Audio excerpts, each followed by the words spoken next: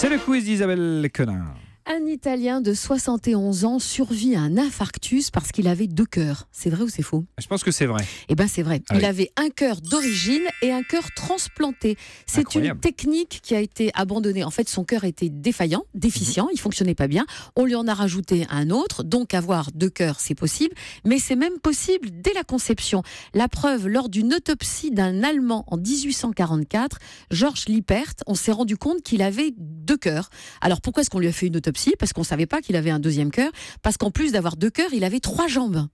Donc on s'est dit, D'ailleurs, il est mort, parce que c'était une autopsie. Il avait 3 jambes et sur une de ses jambes, il avait un orteil en plus. Je récapitule. Georges Lippert, il avait 3 jambes, 16 orteils et 2 cœurs. Nous, on appelle ça une malfoutose.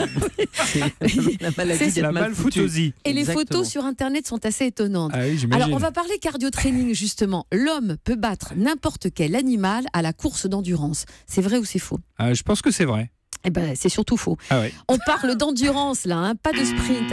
Un cheval va courir un marathon, donc les 42 km, il va les courir en moins d'1h20. Si c'est plus de 42 km, le recordman de tous, c'est le chameau. Mais si on parle sprint maintenant, Usain Bolt, il court à 38 km/h, Ouais. ce qui fait qu'il a la même vitesse qu'un lapin.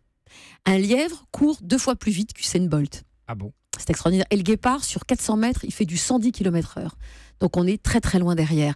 Le cœur d'un homme, Thomas, et le cœur d'une femme vieillissent tout pareil. C'est vrai ou c'est faux? C'est faux. Ben, vous avez raison. Ouais. C'est une étude qui a été publiée dans la revue Radiologie qui montre que si chez les deux, avec le temps, le ventricule gauche a tendance à se rétrécir et il rapetisse, en fait, chez les hommes, le muscle qui entoure le ventricule, lui, va s'épaissir, alors que chez les femmes, il s'amenuise. Donc, évolution différente, ce qui induirait un traitement différent. Les maladies cardiaques n'ayant pas les mêmes causes chez les hommes et chez les femmes devraient être traitées différemment. Ce qui n'est pas encore le cas. Ouais. Fabien Guez.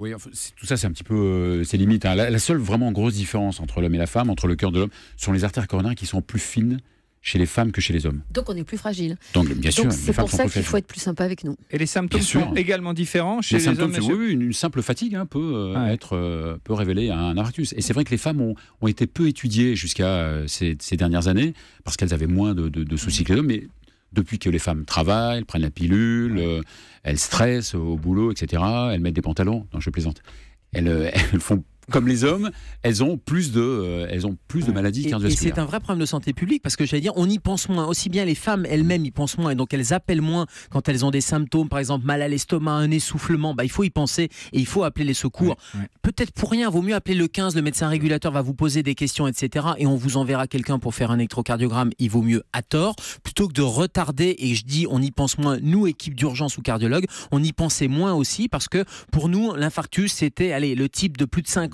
ans, fumeur avec du cholestérol et un peu bedonnant. Et pas du tout une fille fumeuse à 45 ans qui peut très bien faire l'infarctus. Donc il faut qu'on change aussi nos mentalités. Il faut plus important chez la femme. La femme meurt plus d'un infarctus que l'homme. Et notamment par un retard diagnostique.